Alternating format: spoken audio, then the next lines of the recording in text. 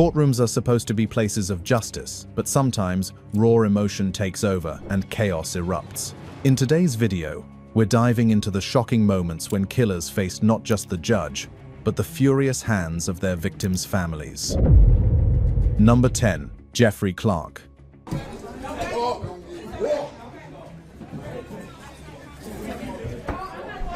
Man, they gonna see you. Inside a Michigan courtroom, emotions ran high as three-year-old Jeffrey Clark faced trial for the cold-blooded killing of 8-year-old Jer Robertson. The murder happened on July 4, 2022, in Fraser, Michigan. Prosecutors described it not just as a shooting, but an execution. Security footage from a doorbell camera captured the horrifying moment. Clark chased Robertson through an apartment complex parking lot and shot him at close range while he begged for his life. Police quickly connected Clark to the scene through an ankle monitor he was already wearing from a previous case. "We have the tether records that place him at the location," the prosecutor told the court. During the trial, Clark's girlfriend took the stand and testified that after the shooting, he threatened to kill her if she talked. She said Clark admitted that Robertson had pleaded for his life and that his only concern afterward was being caught because of the ankle monitor. The atmosphere in the courtroom grew heavy when the prosecution played the video of the execution for the jury. As the footage rolled, the victim's twin brother, Jerry Robertson, sat watching his brother's final moments, his voice trembling with anger. The sight was too much to bear. In an instant, Jerry leaped from his seat and rushed toward Clark, shouting and swinging.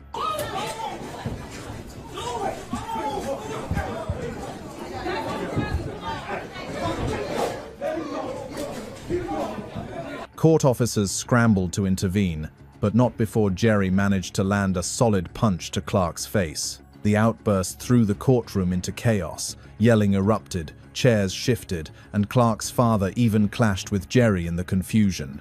Deputies moved fast to separate everyone, and the judge had to call for order multiple times before the situation calmed down. When the trial resumed, the evidence against Clark was undeniable. The jury found him guilty of first-degree premeditated murder.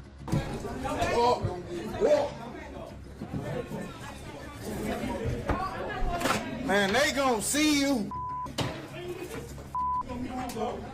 Felony firearm, and felon in possession of a firearm. He was sentenced to life in prison without the possibility of parole. But for those inside that courtroom, the image that lingered wasn't just the verdict, it was the explosive moment when grief turned into action and justice briefly lost control. Number 9. Lindy Jones. It's been so hard.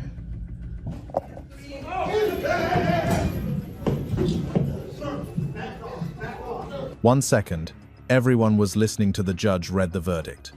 Next thing we see is a man leaping from the gallery, charging straight at the killer of his daughter, Lindy Jones. What was meant to be a routine sentencing turned into a scene of chaos, grief, and unrestrained fury right before the stunned eyes of the court.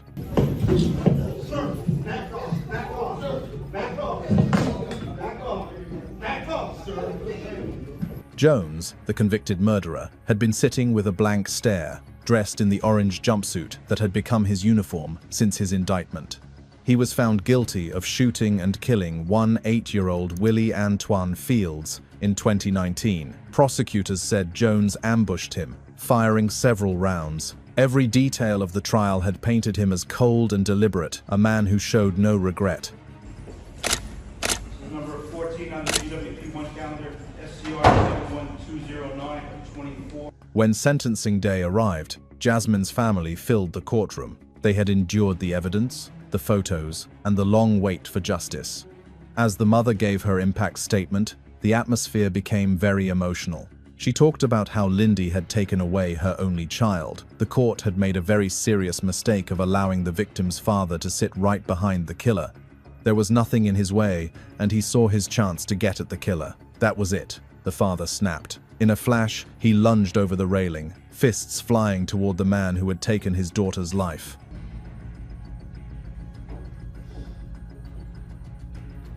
It's been so hard.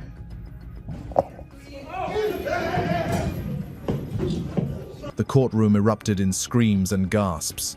Deputies rushed to intervene, tackling the father to the ground as he shouted, "You killed my baby!" Jones stumbled back, visibly shaken for the first time, as officers pulled the enraged parent away. The judge called for order, his gavel echoing above the chaos. Family members cried, others yelled in support of the father. It took minutes for calm to return. When Jones was finally brought back into the courtroom, his smirk was gone. The judge handed down the life sentence, no parole. Number 8. Michael Madison.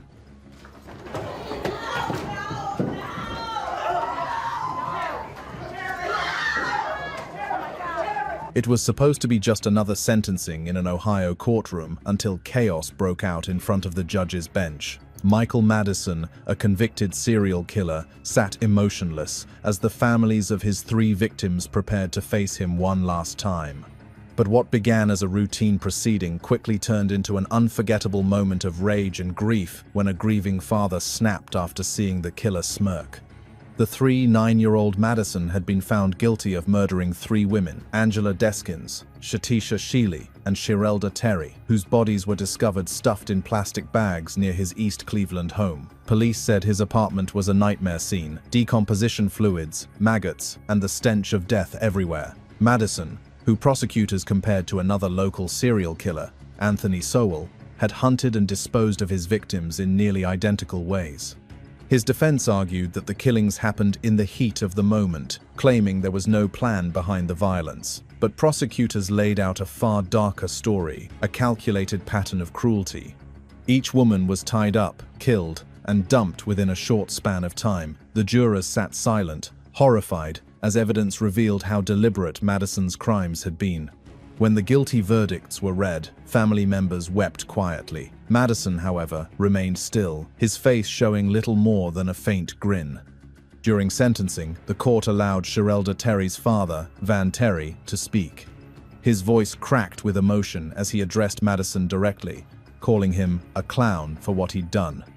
Then, Madison smiled again. That was it. Van Terry suddenly lunged over the courtroom table toward the killer.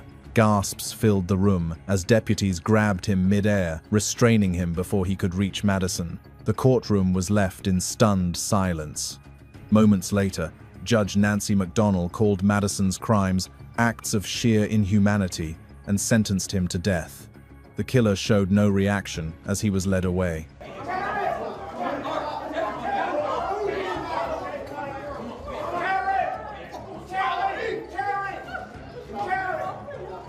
But the world would remember that day, not for the verdict, but for the father who couldn't hold back his pain and the smirk that sparked an explosion. Number 7. Vashon Flowers.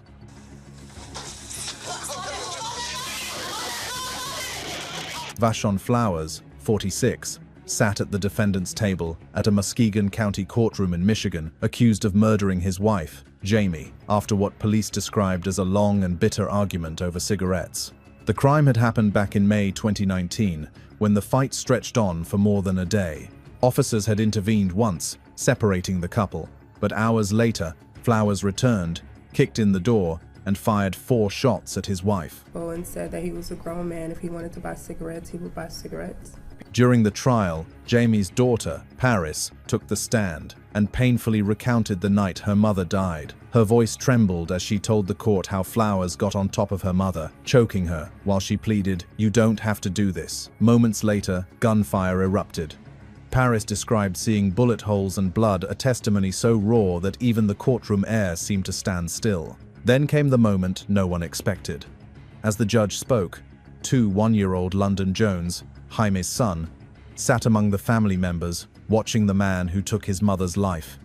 Suddenly, rage overcame him. Without warning, he leaped over the courtroom barrier and charged straight toward Flowers. Gasps filled the room as deputies scrambled to intercept him. Chairs toppled, the sound of boots echoed, and for a brief moment, chaos replaced order.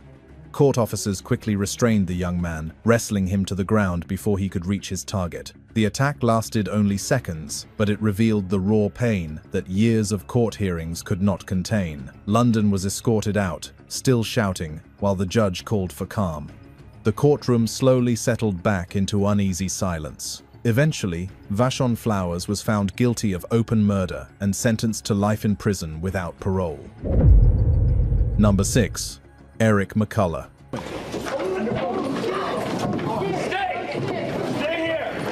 No one expected the trial of Eric McCulla to explode the way it did. The 6-year-old was accused of stabbing his niece, Taisha, to death in Chattanooga, Tennessee, back in July 2015, and of injuring her boyfriend, Antoine Lee, when he tried to defend her. Family members sat just feet away from McCulla, forced to relive a tragedy that had already torn them apart. Emotions were running high, but no one could have predicted how fast they'd spill out of control. The day Antoine Lee took the stand was when everything went off the rails. Already in custody on an unrelated charge, Lee was escorted into the courtroom by deputies. As he walked past the defense table, his eyes met McCulla's, and in that instant, something snapped. Without a word, Lee lunged at McCulla, swinging wildly and landing several punches before anyone could react. Deputies shouted for him to stop, but he kept attacking. Papers flew, chairs tipped over, and the courtroom turned into chaos. 4 officers jumped in, tackling Lee to the ground as he continued to struggle. One of them drew a taser, shouting warnings, while others tried to restrain him. The judge's voice rose above the noise, ordering an immediate lockdown. Stop all inmate movement. Assume emergency traffic. Within seconds, the room was cleared. The chaos didn't stop there. The shouting spilled into the hallway, where deputies scrambled to control the growing disturbance and keep other inmates separated.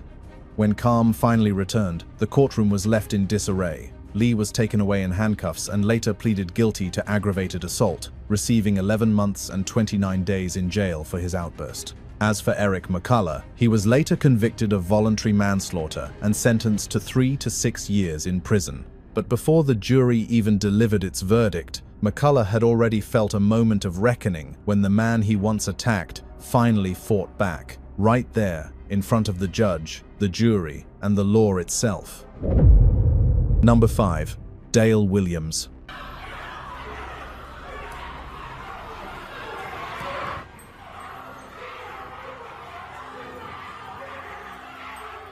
The courtroom was packed and silent, everyone waiting to see the man who had murdered a mother of 2 finally face his punishment. But no one expected what happened next. In a split second, a sentencing hearing in Youngstown, Ohio, turned into a violent scene that stunned everyone watching. In June 2017, ran her off the road along Market Street and then shot her on the sidewalk. At one point in this case, Williams had tried to claim an insanity. It was June 2017 when 2-year-old Dale Williams stood before the judge. He had pleaded guilty to aggravated murder and weapons charges after a cold-blooded attack on his ex-girlfriend, 6-year-old Elizabeth Pledger Stewart. Prosecutors said Williams had deliberately run her car off the road before shooting her to death. Now, the same courtroom that promised justice would soon erupt into chaos. As the victim's family prepared to speak, emotions ran high. Elizabeth's sons, Anthony and Jerome, sat quietly at first, listening to the man who had taken their mother's life. But as Williams stared blankly ahead, something in Anthony snapped. Without warning, the 30-year-old lunged across the courtroom table, dodging deputies and tackling Williams to the floor. The crowd gasped as Anthony grabbed him by the legs and dragged him down hard. Within seconds, 3-year-old Jerome joined in, raining down punches and kicks as deputies shouted, back off, sir."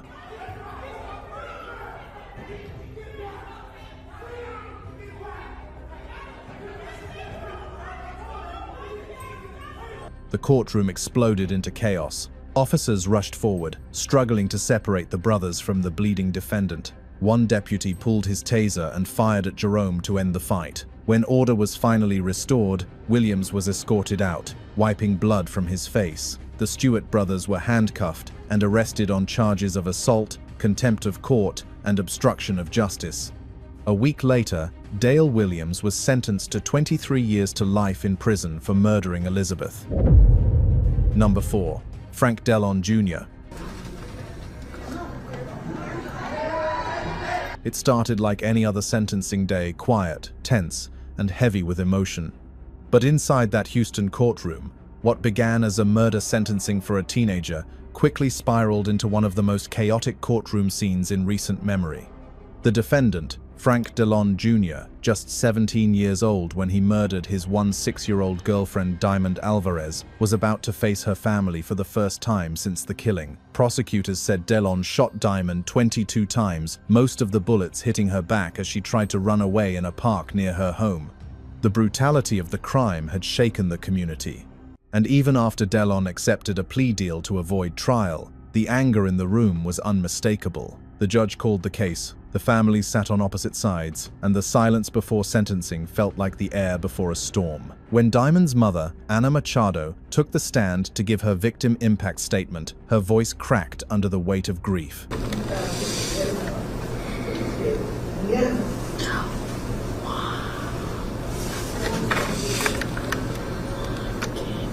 "You told my daughter you loved her," she said, glaring at Delon, "but you killed her."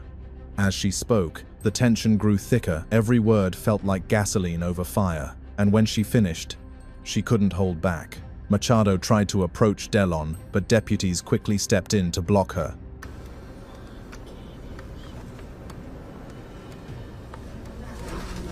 Then, chaos exploded. Out of nowhere, a man in a blue and white t-shirt, Diamond's uncle, charged across the courtroom, swung his fist, and landed a punch right on Delon's face. The courtroom erupted. The judge bolted for safety, deputies yelled for order, and in the confusion, Delon's mother sprinted toward her son. She tried to shield him, only to be tackled to the floor by another woman, who unleashed a flurry of punches in a blur of rage and grief.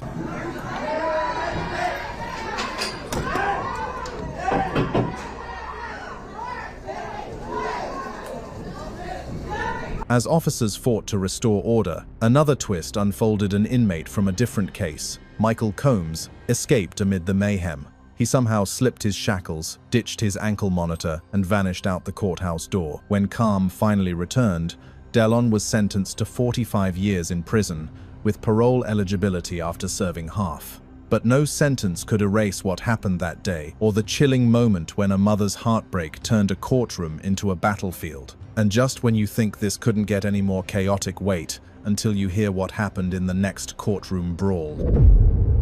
Number 3. Quinn Bose. The moment Quinn Bose turned to leave the courtroom, everything exploded. A man broke from the crowd, fists flying, striking Bose again and again before deputies could react. The attacker wasn't a stranger. It was Bose's own brother, Jeremiah Hartley, the uncle of the baby Bose had killed. In seconds, the sentencing of a convicted child killer turned into a full-blown brawl inside a Gibson County courthouse. Bose, just 23 years old, had been charged in the death of his one-week-old son. He first told police that the baby had fallen from a bed and stopped breathing, but investigators didn't buy it. The autopsy revealed the truth: blunt force trauma to the head, consistent with violent abuse. Bose later admitted to the crime, pleading guilty to domestic battery resulting in death. When sentencing day came, the room was packed with family members, all waiting for closure. The judge handed Bose a 25-year prison sentence, and for a brief moment, it seemed over. Bose kept his eyes down, shackled and emotionless, ready to be escorted out. Then came Hartley. The moment Bose crossed in front of him, Hartley lunged forward, unleashing a storm of punches at his brother's face and chest.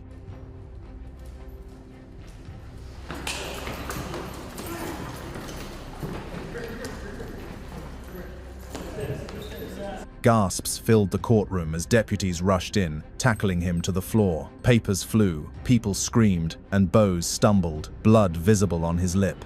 The rage in Hartley's eyes said everything. This was justice of his own making. Deputies dragged Hartley away, charging him with contempt of court and misdemeanor battery.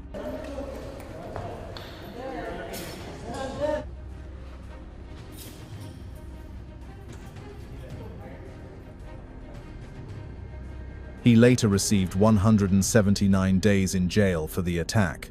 The courtroom cleared in stunned silence, the brief chaos replaced by a heavy stillness. Bose got his 25 years, but the scars from that day ran deeper than any sentence could reach. One brother was going to prison for murder, the other for the uncontrollable fury of loss. Number 2. Diesian Brown.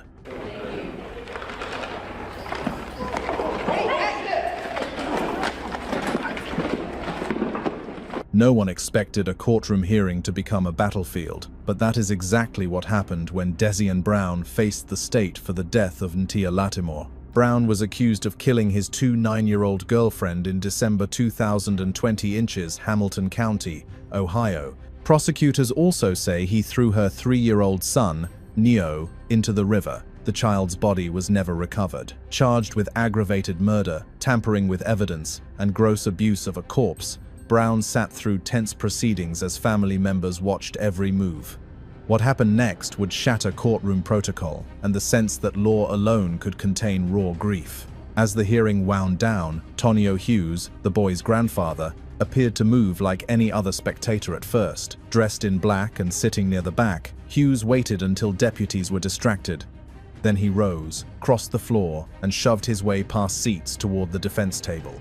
Before anyone could fully react, Hughes reached Brown and began punching him in the head.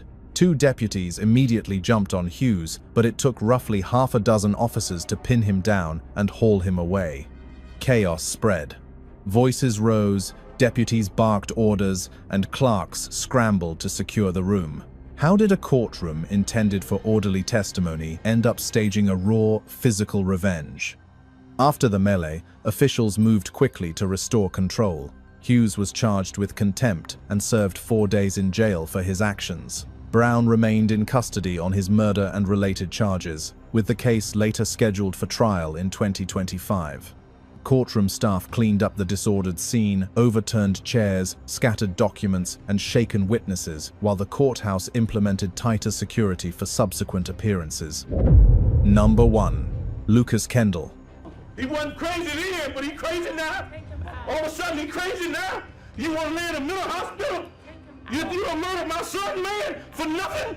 Inside a Miami courtroom, things quickly spiraled into raw chaos. Lucas Kendall, once a 26-year-old security guard at Club Lex, was not facing a crowd of nightclub goers. This time, he was facing a courtroom full of rage. He stood accused of killing 9-year-old Kejan Bird and paralyzing his friend, Michael Sims, during a 2012 shooting in the club's parking lot. Prosecutors said Kendall opened fire after confronting the 2 men for taking drugs, pumping bullets into them as Bird tried to flee. Now, years later, the courtroom was not just about evidence, it was about anger and disbelief. Kendall's defense team argued he was mentally unfit to stand trial, saying he had decompensated so badly that he sat naked in a fetal position, refusing to eat or speak. They wanted him kept in a mental hospital instead of prison, but that was the breaking point for Kejan Bird's father, Donald Bird. He stood up, trembling with fury, shouting across the courtroom, "My son is dead, man. He don't need no mental hospital. He needs to go to prison." The judge tried to calm him, but the grief poured out uncontrollably. He was trying to get away from you, and you murdered a man like that. You murdered a man like that. Why you doing it like that, man? And you want to play crazy, man? You ain't crazy. He wasn't crazy when he murdered my son. Now he want to play crazy. Security officers rushed forward as Bird tried to move closer to Kendall, his voice echoing through the courtroom. Deputies had to escort him out as he shouted, "You shot my boy in the back while he was trying to get away." When order was restored, Kendall was eventually declared competent to stand trial. He shocked the courtroom again by firing his lawyer and insisting on representing himself then, minutes later, saying he refused to participate at all. "I'm not going to be part of this sham," he told the judge. During trial, Kendall tried to claim Florida's Stand Your Ground law, arguing he fired in self-defense. But the evidence crushed that claimed the victims were unarmed, and the bullet paths showed they were fleeing. The jury didn't buy his story. Kendall was convicted on all charges and sentenced to prison,